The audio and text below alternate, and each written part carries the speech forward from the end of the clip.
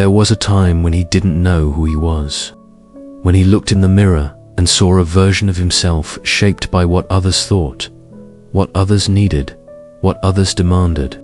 He became who they wanted him to be, quiet when they needed silence, strong when they needed support, forgiving when they didn't deserve it, loyal even when his soul was bleeding. He gave without limits because he thought that's what love looked like. He broke himself to build others because he thought that's what strength meant. But in the process, he forgot something. He forgot that he was a man too. He forgot that his heart mattered too. He forgot that worth isn't measured by how much pain you can carry for others. It's measured by how much truth you're willing to carry for yourself. They thought they could break him, and for a while they did. They bent his spirit with manipulation, with silence, with distance. They took his loyalty and weaponized it. They took his kindness and called it weakness. They left him when he needed them the most, and watched without flinching as he tried to hold himself together with shaking hands. They thought he wouldn't survive without them. They thought he'd crawl back, apologize for hurting when he was the one who was wounded.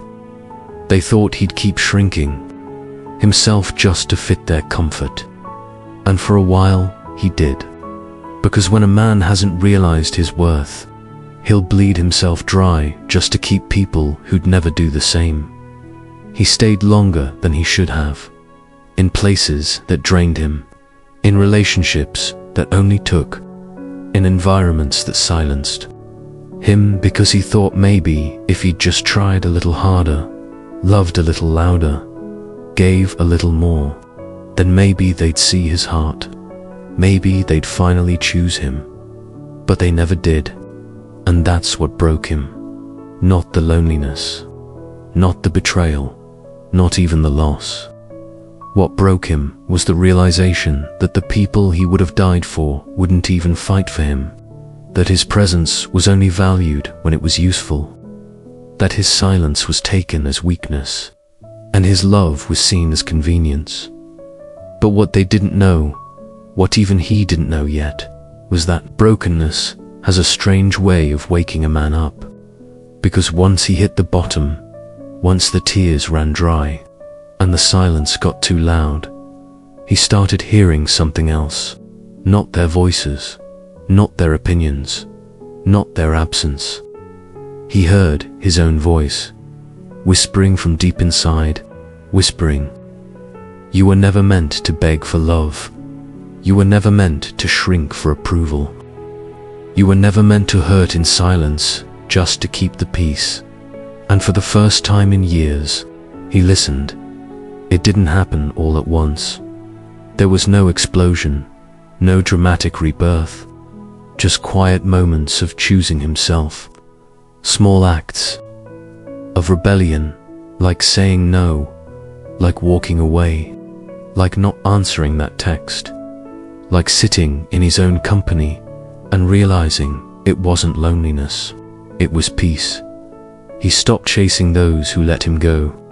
He stopped explaining himself to people, committed to misunderstanding him. He stopped waiting for apologies that would never come. And in that stillness, he began to remember who he was before the world tried to break him. He remembered that his kindness wasn't weakness, it was power under control. That his loyalty wasn't desperation, it was proof of his integrity. That his silence wasn't empty, it was sacred space for healing. He realized that not everyone deserves access to the deepest parts of him. That his heart is not a public offering, it's a sacred place. And only those who know how to honor it deserve to be near it. He started speaking to himself with the same gentleness he used to give others.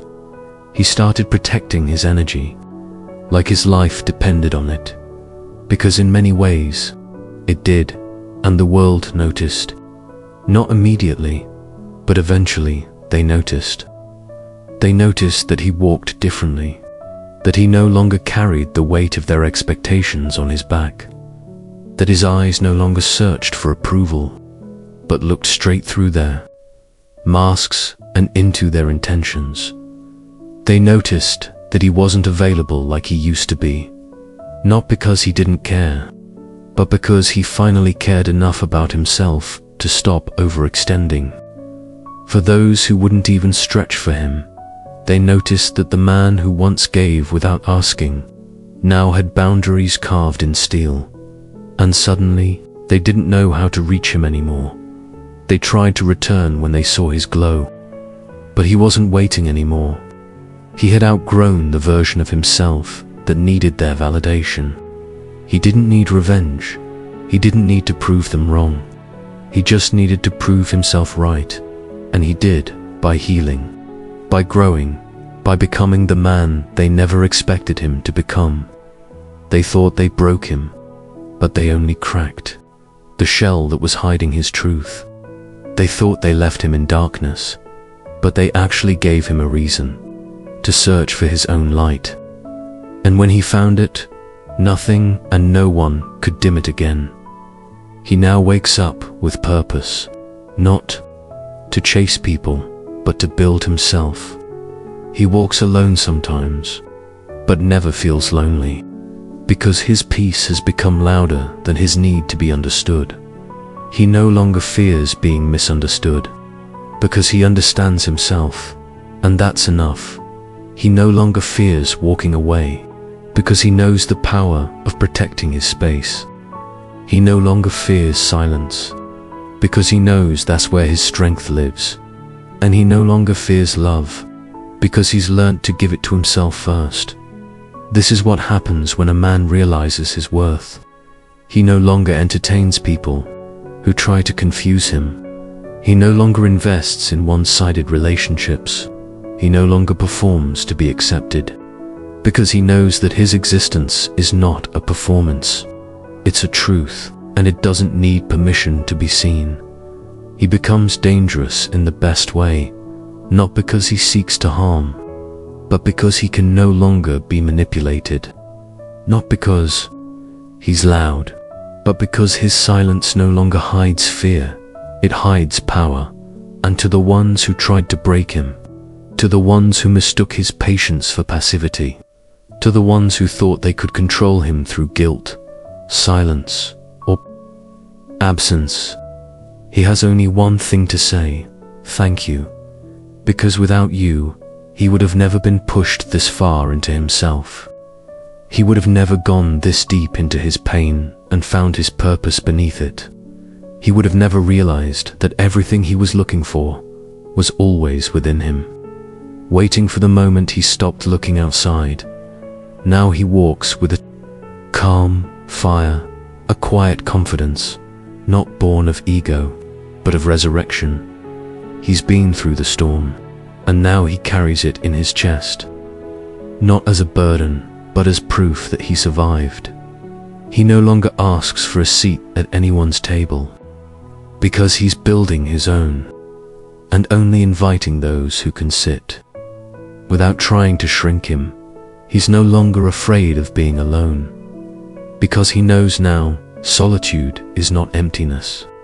It's preparation, it's clarity, it's where warriors are built. And if you're listening, if you're feeling what he once felt, if you're giving too much to those who give too little, if you're shrinking yourself for people who don't see your value, if you're tired of proving your worth, then maybe it's time you realize something too. Maybe it's time you stop waiting to be chosen and start choosing yourself. Maybe it's time you stop breaking for people who won't even bend. Maybe it's time you stop mistaking pain for purpose and finally walk away from what's breaking you, because you are not what they said you are. You are not the version of yourself that you became to survive. You are the fire that still burns beneath the ashes. And when you realize that, when you truly remember who you are, no one can break you again. Not because life won't try, but because you'll never forget your worth again.